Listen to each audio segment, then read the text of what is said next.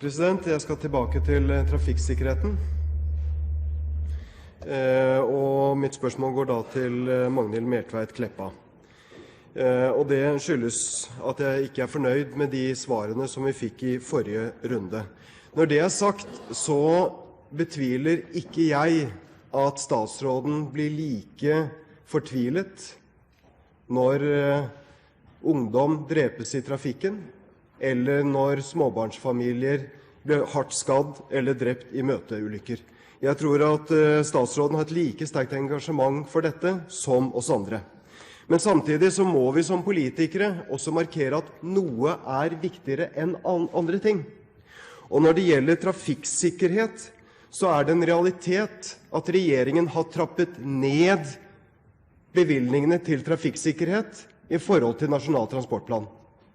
I forrige spontanspørretime så utfordret Høyre statsministeren til å være med på en nasjonal dugnad, hvor vi i opposisjonen og regjeringspartiene kunne gå sammen og si at tiltak mot trafikkdøden, tiltak for trafikksikkerhet, det er faktisk viktigere enn andre ting.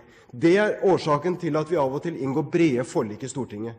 Statsministeren avfeiet det med å vise til at man kunne stemme på Arbeiderpartiet hvis man var for flere og bedre veier. Vi er opptatt også at folk skal komme trygt hjem. Og da er det ikke tilstrekkelig at man trapper ned bevilgningene til trafikksikkerhet. Da må vi trappe opp tiltakene til trafikksikkerhet. Og mitt spørsmål til statsråden er at når statsministeren har avvist et bredt forlik i Stortinget om en nasjonal dugnad og en forpliktende handlingsplan, vil statsråden ta initiativ til at det legges frem en forpliktende opptrappingsplan for trafikksikkerhet i Stortinget i løpet av 2011? Statsråd Magnhild Meltveit Kleppa. Jeg er glad for at det er et tverrpolitisk sterkt engasjement for større trafikksikkerhet. Så er det min mening i forhold til dette spørsmålet om forlik først, at vi har et forlik. Vi har en nasjonal transportplan som vi nå følger opp år for år, som inkluderer bedre veier, styrket veivedlikehold, som inneholder en varsling om rassikring, 1 milliard per år, og som i tillegg innebærer spesielle målrettede tiltak på trafikksikkerhet spesielt.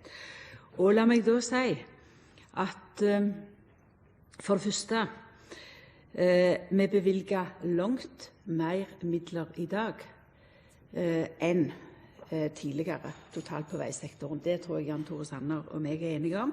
Det som ikke har kommet fram så langt, det er at vi også bevilger mer til trafikksikkerhet enn de gjør i Sverige. Og når vi sammenligner oss med andre land, så må vi for all del si at Norge er et trafikksikkert land å ferdes i forhold til de aller fleste andre. Og vi må altså ha en tilnærming som går både på vei, på kjøretøy og på tiltak overfor føreren. Når det gjelder Sverige og årsaken til deres reduksjon, så peker de selv på 2 forhold. Det ene er midtdelere og veiene. Det andre er en gigantisk opprydding i forhold til fart. Og de har for eksempel 3 ganger så mange automatiske fotobokser som oss, og de har 3-doblet kontrollene det siste året. Sanner til oppfølging. Jeg oppfatter ikke dette som et svar på mitt spørsmål. Jeg spurte ikke om Sverige. Jeg spurte ikke om andre land. Jeg kan gjerne vise til at den europeiske trafikksikkerhetsorganisasjonen har påpekt at Norge har sakket akterut i forhold til dødsulykker siden 2001. Men det var ikke det som var mitt hovedpoeng. Mitt hovedpoeng det er hva gjør vi i Norge? Og det statsråden konsekvent gjør er å vise til Nasjonal transportplan. Og la meg også gjøre det da. Fordi at i Nasjonal transportplan så ble det sagt at det skulle brukes 860 millioner til trafikksikkerhetstiltak hvert år. I 2010 ble det bevilget 682 millioner, og i 2011 kun 545 millioner kroner. Med andre ord, det er en nedtrappingsplan. Regjeringen ligger under allerede med 0,5 milliard i forhold til trafikksikkerhet. Og det der jeg sier, mener regjeringen at trafikksikkerhet viktigere enn andre ting innenfor samferdselspolitikken, så må man også vise det i praktisk handling. Statsråd Meltveit Kleppa. Trafikksikkerhet prioritet nummer 1 for regjeringa når det gjelder samferdsel. Derfor det også slik at vi henviser ikke trafikksikkerhet til ett kapittel og post, men vi har en bred tilnærming som både går på andre tiltak på vei, som føres på andre poster, som går på ulike tiltak på kjøretøy, men også i særdeleshet forhold ved føreren. Det har relevans for Norge det å sammenligne seg med andre land, men jeg helt enig i punkt nummer 1 for oss, det å forsterke vår egen innsats hvert år.